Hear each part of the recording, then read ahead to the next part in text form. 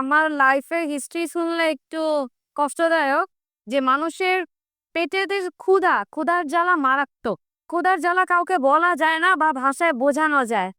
একটা সংসারে যখন অভাব থাকে, যার সংসারে অভাব থাকে সেই বুঝে। যখন আমার হাসব্যান্ডের ব্যবসাটা লস হয়ে যায়, তখন সংসারে কি বলবো, এত পরিমাণ অভাব ছিল বলার বাহিরে। সেই থেকে উদ্যোগ নিছি যে আমি যে ভালো কাজটা পারি, আমি যে রান্নাটা পারি, যে আমি 100% গুণ মান ঠিক রেখে আমি বিজনেস করব এবং মানুষের মাঝখানে আমার হাতের ভালো রান্নাটা পৌঁছায় দিব। আমি যখন বিজনেসটা শুরু করার প্ল্যান নিই তখন আমার বাসায় আমার ভাই বোন আমার আত্মীয় স্বজন সবাই জানে। তখন সবাই বলে এই রাস্তার ভিতরে ব্যবসা করবা ওয়াইফ নিয়া।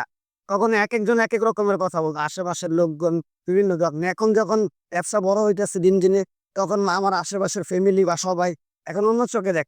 আগে একটা চোখে দেখতো, এখন অন্য চোখে দেখ। যখন এই ফুডে আমি ব্যবসা শুরু করি, আশেপাশের মানুষ অনেক খারাপ মন্তব্য করছে যে আপনি আমাকে ডিরেক্ট এমন ভাবে এসে বলছে, আপনি একটা মেয়ে মানুষ হয়ে রাস্তায় দাঁড়াইছেন কেন? মানুষ অনেক খারাপ চোখে তাকাইছে বা হেঁটে গেছে, অনেক খারাপ কথাও বলে গেছে। ওটা আমি গায়ে লাগাইনি। আমি সবসময় একটা কথাই বলতাম যে মানুষ নিয়ে কখনো অনেক কথা বলবে। আমি তোমার পাশে আছি, তুমি থাকো, বিজনেস করো, যে যেটা বলুক। আমরা দুইজন মিলে চোখ বন্ধ করে বিজনেস করি। কুহানোর মালিক আল্লাহ, রিজিকের মালিক আল্লাহ। রিজিক যদি আমার থাকে অবশ্যই আসবে। সংসার চালানোর তাগিদ, তারপরে বাচ্চা আছে যেহেতু, আজকালকার ঢাকা শহরে সংসার চালানোটা খুব কষ্টের বিষয় ভাইয়া। মানে আমাদের বাজারজাতের মূল্য এত বেশি যে একটা মধ্যবিত্ত ফ্যামিলি হিমশিম খেয়ে যায় সংসার চালানোর জন্য। যেমন ছোট বাচ্চা থাকলে তার স্কুল খরচ আছে, খাওয়ার খরচ আছে, এবং সব বাসা ভাড়া তো আমাদের এখন ঢাকার শহরে অনেক হাই। তখন আমার হাজবেন্ড বলল যে, দোলা তোমার হাতের রান্না তো ভালো, তাহলে আসো আমরা একটা ফুড বিজনেস করি।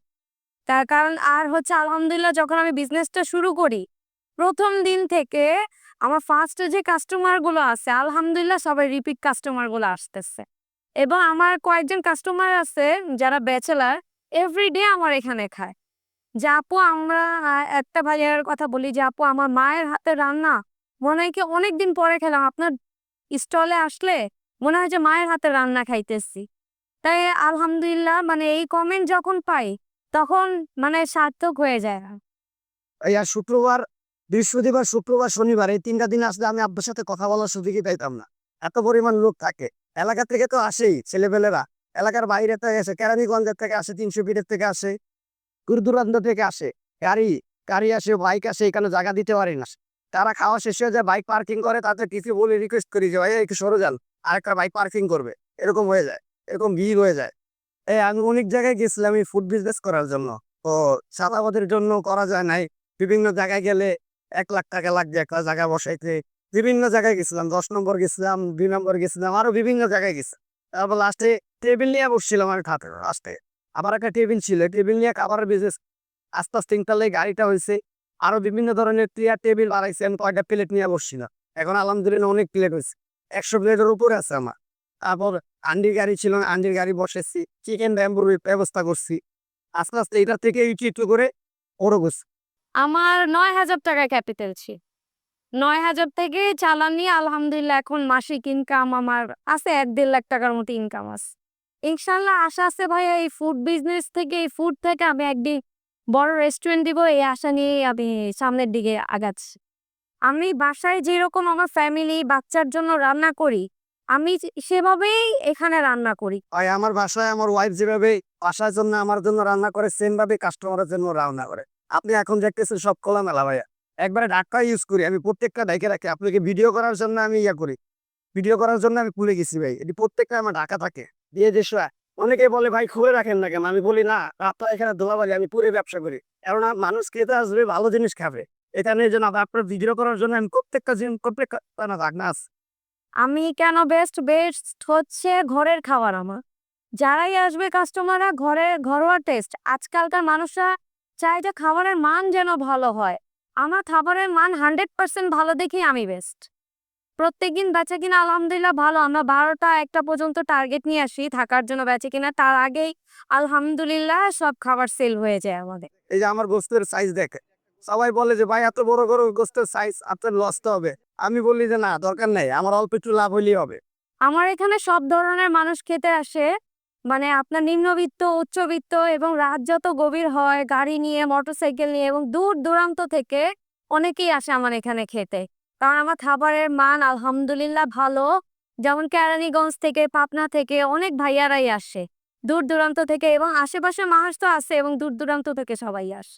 বৃহস্পতিবার, শুক্রবারে অনেক রাশ থাকে আলহামদুলিল্লাহ। মানে ভিতরে আমি তুলে বসার জায়গা দিতে পারি না। যারা গাড়ি নিয়ে আসে তারা গাড়ির মধ্যে বসে খায়, যারা বাইক নিয়ে আসে তারা বাইকে বসে খায় এবং আশেপাশে হচ্ছে ভ্যান গাড়ি আছে অনেক। স্টেডিয়ামের ৪ নাম্বার গেটে যেহেতু অনেকে ভ্যান গাড়িতে বসে খায়। ভাই আমি যখন ব্যাচেলার ছিলাম তখন বাইরে অনেক জায়গায় বন্ধু বান্ধবের সাথে ঘুরতে যেতাম, ৩০০ যেতাম, বিভিন্ন জায়গায় যেতাম। তো খাইতাম, কোথাও ভালো লাগতো না। যখন বিয়ে করলাম, বউ হাতের রান্না ভালোই লাগছে। তখন চিন্তা ভাবনা করলাম যে বউর হাতের রান্না দিয়ে যে কি একটা ফুড বিজনেস চিন্তা ভাবনা করে এই ব্যবসায় নামা। এখন আমি মাঝখান দিয়ে একটা কথা বলি ভাইয়া। আলহামদুলিল্লাহ দিলে আমার রান্না আমার মায়ের কাছ থেকে শেখা। তা হচ্ছে এই রান্না শেখার ফলে পরবর্তীতে যখন ওর ফ্রেন্ড সার্কেলরা আমার হাতে রান্না খায় বা ফ্যামিলির লোকরা রান্না খায়, অবসর যদি ছুটির সময় থাকে তারা আমার বাসায় চলে আসে আমার হাতের রান্না খাওয়ার জন্য। তাই আলহামদুলিল্লাহ মানে এখন কি বলবো, এক একজনের রান্না এক এক রকম হয়। তা আল্লাহ চাইছে বিধায় আমার হাতের রান্না ভালো। আমার এখানে আইটেম আছে হচ্ছে আপনার সাদা ভাত, পোলাও, খিচুড়ি, হান্ডি বিফ, কালা ভুনা, চুই ঝাল, তারপর ঝাল ফ্রাই, মোরগ পোলাও, তারপরে হচ্ছে প্রত্যেক শুক্রবার করে লল্লি পাওয়া যাবে, লেজ ভুনা, তারপর রুটির ব্যবস্থা আছে এবং আনলিমিটেড ভর্তা ফ্রি। কিছু দেখান, খাবারটা দেখান, যদি চান আপনি দেখাইতে পারেন। এই যে গরুর কালাবোনা দেখেন, সলিড মাংস, সলিড মাংস দিব 4 পিস। দেখেন খাবারের কোয়ান্টিটি দেখেন, আর দেখ খাবারের পিসগুলো দেখ। এই যে গরুর চুই জাল দেখেন, একবারে বাহ, গরুর চুই জাল গুলা। হাড়ের চাইতে সলিড পিস বেশি হবে। চিকেন ঝাল Chicken ফ্রাই fry। এটাকে বলে। এই যে কক মুরগি দিয়ে আমরা রোস্ট বানাই একবারে বাসার মতন। এই যে ডিম বোনা আছে। খাবার তো আরো শেষ হয়ে গেছে। আপনি যে পর্যায়ে আসছেন আরো আগে আসলে খাবার দেখাইতে পারতাম। আসেন সাপোজ শুক্রবারে, শুক্রবারে আরো অনেক কিছু থাকে। আমাদের যেমন লল্লি থাকে শুক্রবার করে, গরুর লেজ ভুনা থাকে যাবে। তারপর হলো রুটি থাকে, চালের আটার রুটি।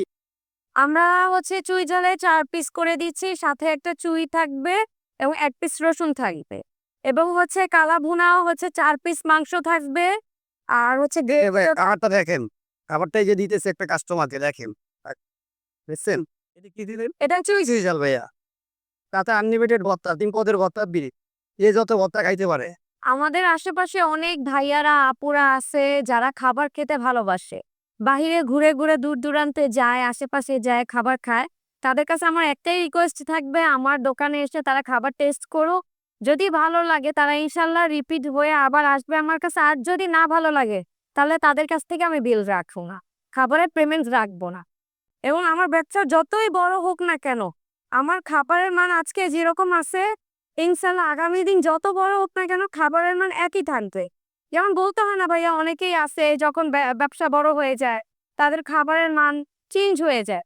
বাট আমি, আল্লাহ যদি আমাকে বাঁচায় রাখে, ব্যবসা যদি বড় করে, আজকে আমার খাবারের মান যেরকম আছে আগামীতে ইনশাল্লাহ খাবারের মান সেল হয়।